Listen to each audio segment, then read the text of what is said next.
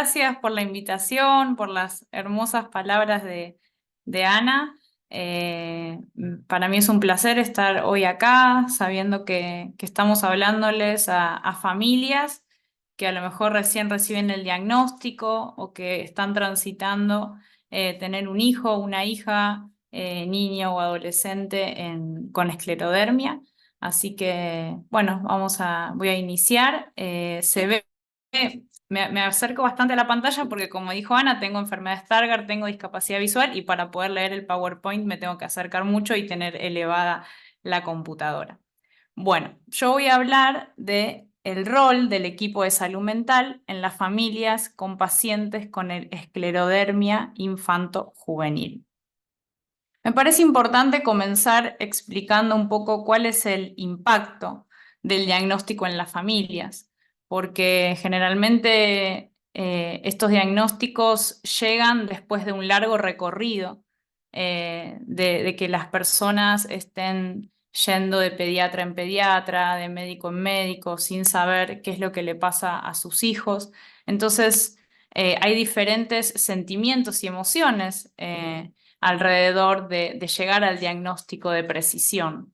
Entonces, muchas familias transitan el alivio de haber llegado a ese diagnóstico y a saber que su hijo o hija tiene esclerodermia y que ese alivio también lleva a pensar en cómo va a ser el pronóstico de esta enfermedad, aceptar que es una patología crónica que va a acompañar a sus hijos a lo largo de toda su vida. Entonces se genera también un sentimiento de culpa. Y respecto a la culpa, les quiero decir que, bueno, para preparar la charla, estuve escuchando diferentes pediatras que hablaban de la patología. Me gustó mucho una de ellas que dijo, tienen que saber que esto no se podía evitar, que no es que ustedes hicieron algo malo para que la enfermedad apareciera en la vida de sus hijos, sino que es el azar muchas veces de la vida. Esto es una patología autoinmune, pero también pasa con las enfermedades genéticas. Generalmente llegan a las familias cuando no sabe que le iba a transmitir alguna mutación a sus hijos, entonces tienen que transitarlo teniendo la tranquilidad que en este caso la esclerodermia no se podía evitar. Entonces creo que eso alivia mucho para pensar en cómo acompañar a sus hijos. Después, bueno, hay sentimientos de determinación, de decir, bueno, llegó esto para quedarse en nuestras vidas y tenemos que hacer todo lo mejor para que nuestro hijo, nuestra hija pueda tener el mejor tránsito en la vida que se le pueda ofrecer. La resiliencia, hay muchas personas que a partir de eso empiezan a dedicarle su vida a trabajar en mejorar la calidad de vida de personas que tienen este tipo de patologías y también hay fases diferentes que se van transitando, ¿no? Porque es muy fluctuante lo que se va sintiendo, porque sus hijos van creciendo, no es lo mismo un niño que un adolescente, y a veces empieza la desesperación, ¿no? De poder encontrar ese tratamiento, esa cura, esa droga que estabilice el proceso de este tipo de patologías. Y esa desesperación, por lo menos en Argentina, está muy de la mano de la falta de acceso. Nosotros estamos transitando una situación en la que los médicos prescriben las drogas, se llega al diagnóstico de precisión, pero después la cobertura de salud, la obra social, la prepaga o el Ministerio de Salud no logran entregar los medicamentos en tiempo y en forma. Entonces ahí llega este otro camino de la desesperación, de la frustración. Cómo le transmitís a un niño chiquito que no se le está dando su medicamento, ¿no? Y la angustia que trae en la familia toda esta situación. Y después otra cosa que impacta en las familias, en la esclerodermia y también en la gran mayoría de las enfermedades poco frecuentes, es la reestructuración familiar. Porque muchas veces cuando las patologías son severas, uno de los progenitores, que generalmente es la mamá, deja de ejercer su rol laboral que venía transitando y atravesando y empiezan a dedicarse casi exclusivamente al cuidado de sus hijos, porque estas patologías, al ser patologías que implican un trabajo multidisciplinario, justamente hay que ir viendo a muchos profesionales para que se genere un tratamiento transversal y completo para ese niño o esa niña. Entonces, generalmente las mamás son quienes dejan de trabajar y esto implica una reestructuración familiar y también cambios económicos, porque la familia ya no son dos personas las que trabajan para sostener esa familia. Entonces ahí ingresa también las ayudas sociales, los niños con discapacidad empiezan a pedir sus pensiones no contributivas. Y esto realmente afecta mucho porque cuando generalmente uno planifica una familia, no piensa que va a tener a una persona con discapacidad y no es algo esperable ni deseable, pero pasa y hay que empezar a pensar de qué forma se va a ayudar a esa familia para que los daños no sean tan causantes de tantas crisis, ¿no? Y después también aparece la cuestión de los hermanos y de las hermanas, ¿no? Ese niño que es recién diagnosticado, niña, generalmente cuando llega a ese diagnóstico y a lo mejor tiene una hermana o un hermano, bueno, ¿en qué lugar empieza a ocupar ese hermano, ¿no?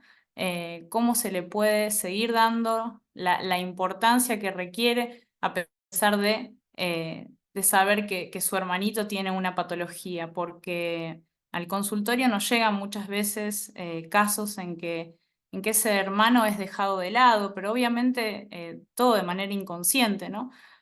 Porque se lo sobreprotege al niño que tiene la patología y el otro hermanito es como si empezara a no tener el protagonismo que necesitara. Entonces, creo que es importante que si ustedes son papás y mamás de niños con esclerodermia y sus hermanos no tienen la patología, puedan hacer una integración y muchas veces esos hermanos se transforman en cuidadores de sus hermanos. Más allá de ser cuidadores, también es importante que se los pueda integrar como parte de la familia más allá de no tener la patología, ¿no? Porque se sufre mucho también cuando uno es hermano y hermana y, y se empieza a sentir que se lo deja de lado.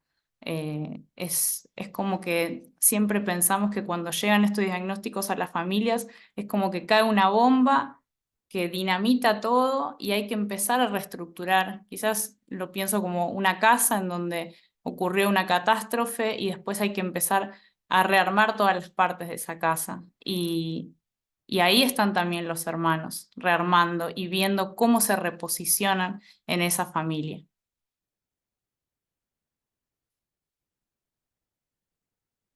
Bueno, cambios en la vida diaria, lo dijimos recién, eh, los niños empiezan a tener una agenda muy diferente y a tener que a veces faltar a la escuela, a tener que pedir permisos, a no poder participar socialmente de todas las actividades que venían haciendo porque tienen que justamente asistir a los controles médicos. Después tienen, obviamente se someten a los pacientes a tratamientos. Recién la doctora mencionaba el tema de ingerir corticoides, que muchas veces generan cambios en la apariencia física de las personas. Entonces, todos esos son cambios que los niños tienen que ir internalizando, ¿no? Los dolores, la fatiga, los cambios en su piel, incorporar nuevos hábitos alimenticios. Y acá nuevamente aparece el rol del equipo multidisciplinario, ¿no? Todo esto que mencionamos antes no es que lo va a determinar únicamente el reumatólogo. El niño seguramente va a tener que transitar por un montón de especialistas que lo van a ir acompañando y que le van a ir ofreciendo una mirada diferente. Pero esto también hay que destacarlo, porque el reumatólogo seguramente sea ese director técnico que vaya a ir reuniendo todas las otras especialidades para que ese niño o esa niña reciba un tratamiento integral y unificado. Porque a veces pasa que el reumatólogo dice una cosa, el equipo de salud mental dice otra, el pediatra dice otra, y no se unifica los criterios. Y ahí, en lugar de ofrecer un tratamiento integral y unificado y con un mismo criterio, la familia recibe todas opiniones diferentes. Entonces, el rol del equipo multidisciplinario justamente es poder devolver una mirada unificada de los criterios para tratar a ese niño o esa niña. En todo caso, se tendrá que discutir en el equipo qué es lo que le transmitimos a la familia, pero sí a la familia transmitirle un mismo criterio, porque eso también nos va a dar tranquilidad. Y a veces pasa que no, que el pediatra dice una cosa, el reumatólogo dice otra, por eso, bueno, la importancia de justamente que los equipos multidisciplinarios sean en el mismo hospital y que tengan un trabajo consolidado, porque a veces en los hospitales no se trabaja en equipo y eso lo padecen las familias y los pacientes. ¿Cómo se sienten los niños y las niñas, ¿no? Cuando empiezan con síntomas y cuando empiezan a transitar el camino de lo que es este tipo de patologías, en este caso la esclerodermia.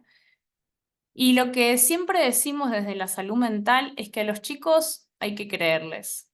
Si un niño en un momento está pasándola súper bien y después deja de jugar porque se siente mal y porque le duele, hay que creerle y hay que escuchar eso, porque eso está indicando un síntoma que hay que llevar al equipo tratante, a pediatra, al médico, y muchas veces los niños son quienes van marcando el llegar al diagnóstico de manera temprana. Si uno empieza a desestimar los síntomas o empieza a decir es un caprichoso, por eso lo hace, siempre que se lo reta se pone después a llorar y dice que le duele. Bueno, todas esas cosas hacen que muchas veces se llegue muy tarde a los diagnósticos. A veces pasa, bueno, estoy hablando de esclerodermia, pero pienso en cuántas veces con niños con patologías visuales, ¿no? No, es vago, no quiere copiar, dice que no ve, que esto, que el otro, y en realidad el niño tenía una patología de retina, que por ejemplo fue en mi caso. Entonces, el escuchar a los niños creo que es lo más importante, y como adultos tenemos que nunca desestimar lo que están transmitiendo. Después, como decía antes, las jornadas de las escuelas muchas veces se ven afectadas, entonces el niño no puede hacer una jornada completa, tiene que empezar a limitar la presencia en la escuela. Los tiempos son otros, ¿no? Los tiempos de un niño con una patología que está internalizando un montón de cosas y un montón de tratamientos son diferentes, pero no por eso son niños que no puedan tener un desarrollo y una adaptación a lo escolar excelente. Realmente, si se le da las herramientas necesarias y se les dan las oportunidades, un niño puede desarrollar una escolaridad totalmente normal y puede socializar también muy bien. El tema es qué posición tenemos los adultos frente a la integración de esos niños en las escuelas y en los espacios de socialización. Bueno, también hay que anticiparle a los chicos. Cuando los equipos multidisciplinarios le ofrecen el diagnóstico, bueno, finalmente ya sabemos lo que tenés, hay que empezar a anticipar cómo van a ser los tratamientos, cada cuánto van a tener que ir al médico, siempre hacer protagonista al niño o a la niña o al adolescente de las consultas médicas, porque en esa anticipación se le da el protagonismo que requiere el nene para apropiarse de su patología, porque finalmente es quien tiene la enfermedad. Obviamente, ofrecerle la posibilidad de poner en palabras lo que les pasa, ahí ya con el trabajo del equipo de salud mental, que los niños puedan hablar de lo que sienten, de la bronca o de la frustración que les genera tener una patología, porque así como los adultos transitan patologías y empiezan a pensar en todo lo que perdieron o todo lo que van a perder, los niños también tienen esos miedos, tienen esos temores.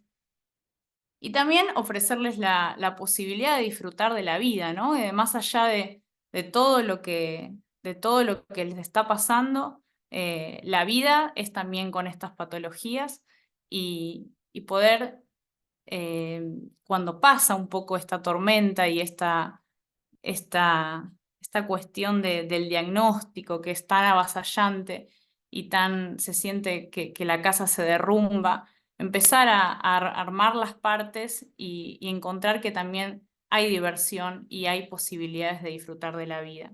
Y algo de beneficioso que tiene quizás el hecho de que las patologías aparezcan en la infancia o en la adolescencia es que los chicos naturalizan mucho más su vida cuando ya desde chiquititos tuvieron que ir a los médicos, recibir tratamientos. Es casi que no tienen ese momento anterior en donde la vida no tenía este tipo de agenda y de transitar tanto los hospitales y demás.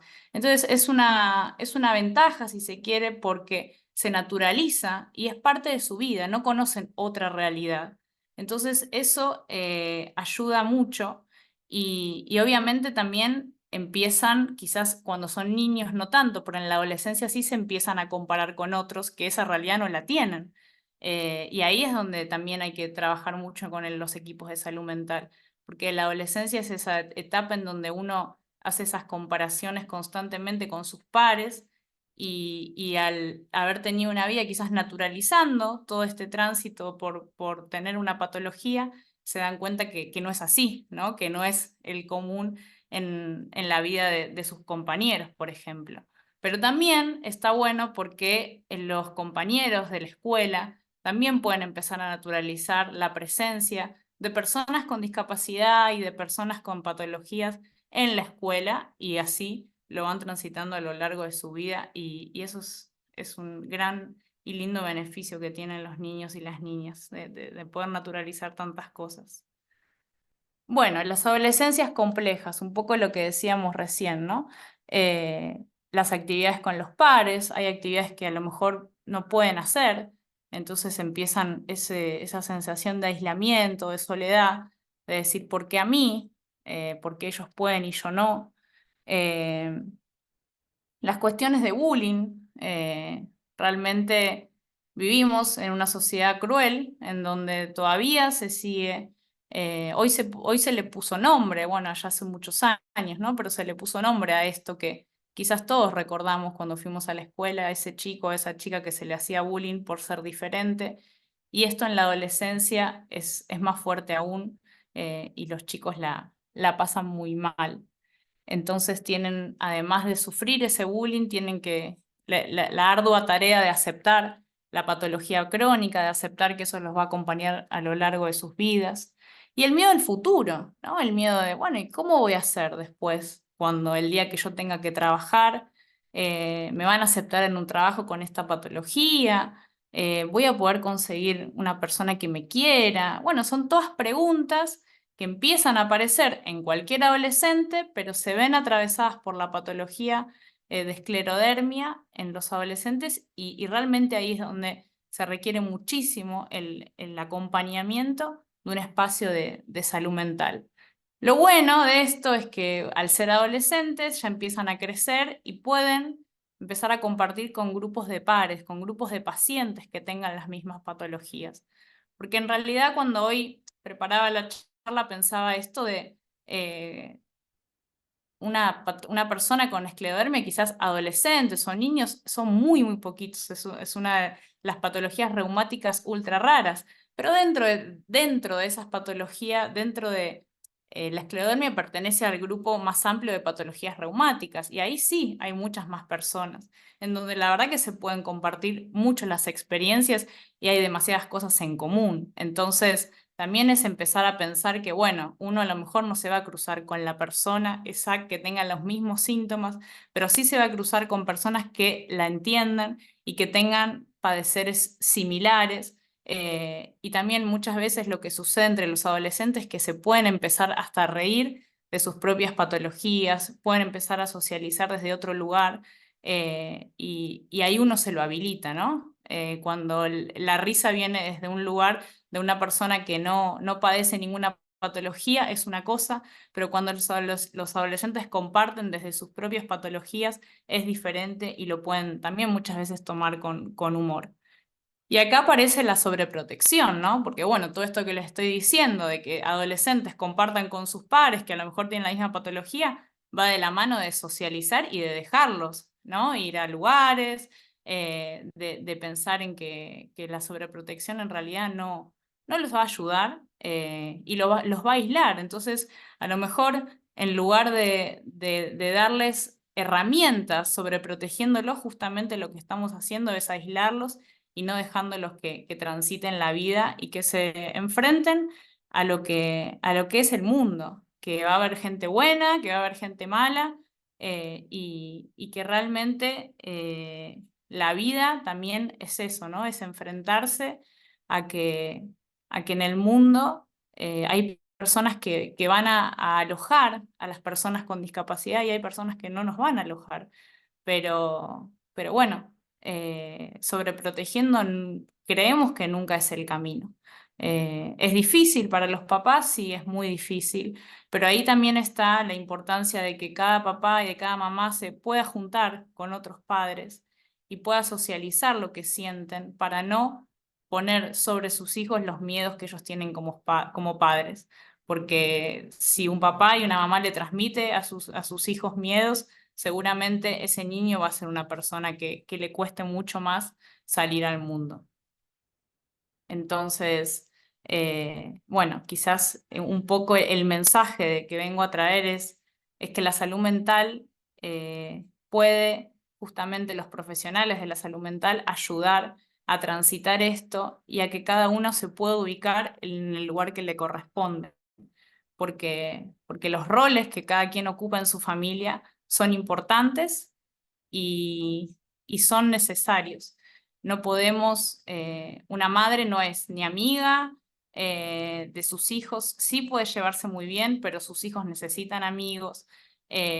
Ustedes también necesitan pares que puedan compartir lo que les pasa. O sea, realmente no podemos centrar en la madre y el padre todas las necesidades y viceversa, ¿no? Que los hijos sean todo lo que uno tiene. Realmente necesitamos ampliar la red cuando hay este tipo de patologías y lo que vemos justamente es que cada vez se achican más las redes de contención y de socialización cuando hay patologías poco frecuentes.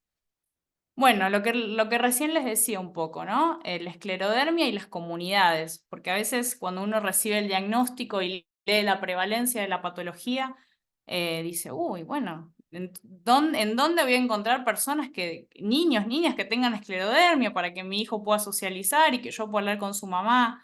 Bueno, pero pensemos que también la esclerodermia pertenece a otras comunidades. La esclerodermia es parte de las enfermedades poco frecuentes, que son entre 6.000 y 8.000. O sea, imagínense qué cantidad de personas tenemos enfermedades poco frecuentes. Son enfermedades autoinmunes, hay muchísimas patologías autoinmunes, incluso hay muchas patologías autoinmunes que no son poco frecuentes. Es una enfermedad reumática, es una enfermedad crónica. O sea, tenemos que pensar que pertenecemos a un montón de otras comunidades, a un montón de otras banderas. Incluso personas con discapacidad, ¿no? Digo, una persona con esclerodermia seguramente puede tramitar su certificado de discapacidad, al menos acá en Argentina, y ya ahí perteneces a una comunidad. Entonces, perteneces a un montón de comunidades y eso nos hace pensar en que en realidad no estamos solos y que somos muchos los que padecemos este tipo de situaciones. Y bueno, y para ir quizás concluyendo un poco la tarea del equipo de salud mental, ¿no? Yo creo que nosotros, al menos desde mi mirada psicoanalítica, nosotros desde cuando se presenta un paciente, una familia, al consultorio, tratamos de ubicar en la historia de esa persona este diagnóstico. O sea, porque la vida va transcurriendo, el diagnóstico irrumpe en la vida, cambia el rumbo, realmente cambia mucho ese rumbo, pero lo que ayuda al equipo de salud mental justamente es a organizar las partes y a historizar cómo ese diagnóstico impactó en la vida en particular de esa familia, de esa persona, en qué lugar transcurrió, en qué momento histórico, porque a veces uno a partir de eso le puede dar un montón de significados a ese diagnóstico. Justamente es con los niños, es construir la explicación que ese niño le va a dar a su compañerito de escuela de qué es lo que tiene. Porque el niño sale del consultorio, se le dice, tenés esclerodermia, pero bueno, ¿cómo hacemos para que ese niño cuando se encuentra en el recreo con un compañerito pueda explicarle lo que tiene? Bueno, eso lo hace el equipo de salud mental y obviamente en el mejor de los casos también el pediatra, también el reumatólogo, pero ahí se construye de qué manera ese niño va a ofrecer el discurso de qué es lo que le pasa.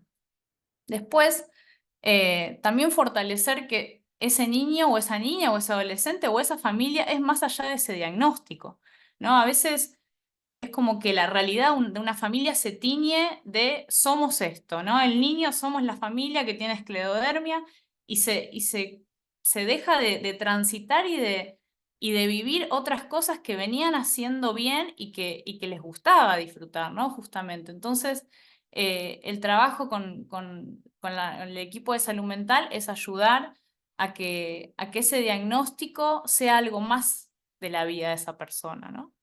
Y después lo que sucede es que quizás desde la mirada médica, desde la comunidad médica, lo que ofrece es un universal. Usted tiene diagnóstico de esclerodermia. Ese es el universal en donde se van a decir todos los síntomas que puedes tener, cómo va a ser el pronóstico, qué tratamientos vas a poder ir recibiendo. También es lo que pasa, ¿no? A veces desde el universal se prueban tratamientos que después no son eficaces para esa persona en particular. Entonces, desde el equipo de salud mental, lo que hacemos es, desde ese universal, bajarlo a lo particular de cada persona. O sea, de ese gran, todos van a tener estos síntomas, a qué síntomas vas a tener vos y cómo va a impactar esa patología en particular en tu caso, en tu singularidad y en tu propia subjetividad. Y eso es un poco, creo que lo más atractivo de poder transitar una terapia con una psicóloga, con un psicólogo.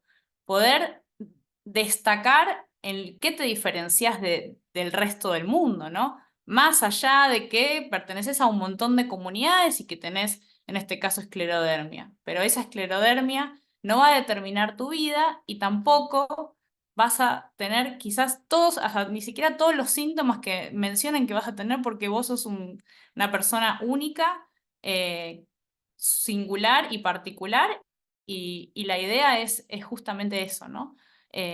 Nosotros en Alapa tenemos un centro de salud mental que es virtual y gratuito. Al principio atendimos a muchas personas de Latinoamérica, así que si alguno de ustedes está escuchando la charla y se da cuenta que requiere un acompañamiento, podemos hacer las admisiones. Hay mucha demanda, pero bueno, lo podemos tomar. Y justamente la idea, como es un centro de salud mental virtual, es atender a personas de 13 años en adelante. O sea, no atendemos niños ni niñas porque creemos que éticamente un niño necesita la presencialidad del consultorio, pero sí a partir de 13 años. Entonces, si tienen hijos adolescentes que estén transitando la patología y que requieran un acompañamiento, también se pueden pasar la información y nosotros poder atenderlos. Muchísimas gracias.